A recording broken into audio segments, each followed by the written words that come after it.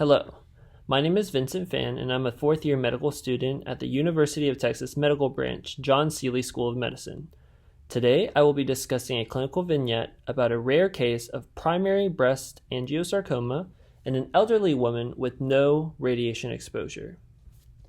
Angiosarcoma is a rare and aggressive cancer derived from the endothelial layer, commonly affecting the skin, soft tissue, head, and neck. This type of malignancy typically has poor prognosis because of the frequent metastasis and common reoccurrence. Whenever this malignancy affects the breast, it can occur in two forms, the primary and secondary forms. The primary form has no identifiable cause and typically occurs earlier in life during the 4th and 5th decade, while the secondary form occurs in the 7th and 8th decade of life with a history of previous breast radiation.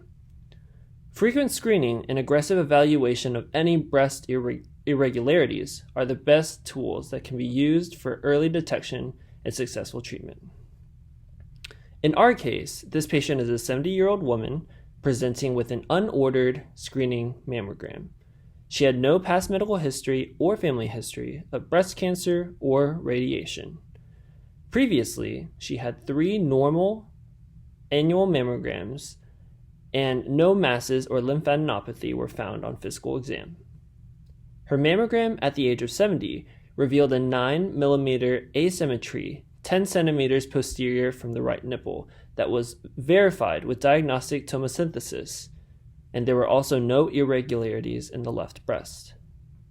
A core biopsy revealed right retroalveolar angiosarcoma 1 centimeter in greatest dimension of intermediate grade sarcoma that was free of surgical margins. The biopsy also revealed CD34 positive and a Ki67 stain that was present in 40% of the tumor cells, which indicated a more aggressive tumor. This patient eventually underwent surgical removal and followed up with her oncologist. In figures 1A, we can see the screening mammography that was taken initially on presentation. In figures 1B, this verified the findings with the diagnostic tomosynthesis. Figures 2A and 2B are post-biopsy mammograms, and in figures 3A and 3B, this is showing the sagittal view and axial view, respectively, of the right breast enhancing mass. Overall, prognosis of breast angiosarcoma is not well studied due to the rare and aggressive presentation.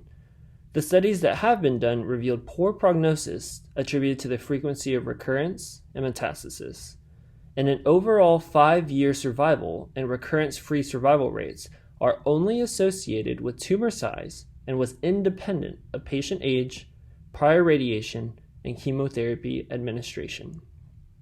When determining treatment, the radiographic findings and pathologic findings are combined in addition to the imaging, size, and infiltration of the mass. Treatment includes early screening can reduce the treatment complications as well as chemotherapy and surgical removal. Follow-up includes continued surveillance as well as follow-up with oncology and the patient's PCP due to risk of reoccurrence. Frequent screening in patients with any history of breast radiation is critical. Any warning signs, such as axillary lymphadenopathy, asymmetry, or breast discharge, should be pursued to prevent any further complications.